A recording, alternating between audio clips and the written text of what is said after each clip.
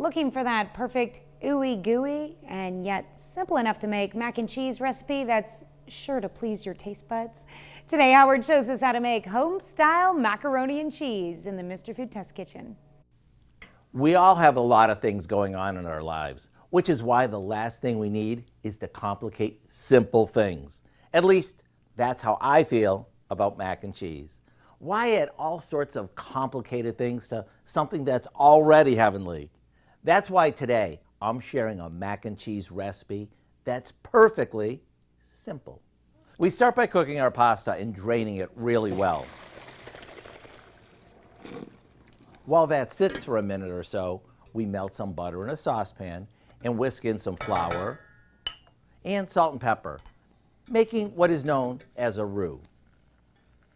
After this cooks for a bit, we slowly stir in some milk and bring that to a boil. As it heats up, it'll start to thicken. Now we add lots of cheddar cheese. The sharper, the better. Once it's melty smooth, we mix most of it with the pasta and place it in a baking dish. A bit more sauce goes on top, and we finish it off with some saltine crackers that we've crushed and mixed with a little butter. Once it's bubbling hot and the top starts to get golden, it's time to call the troops to the table.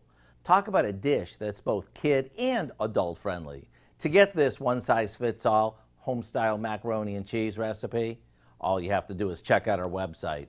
I'm Howard with Kelly in the Mr. Food Test Kitchen, where today we found a basically better way for you to say, ooh, it's so good.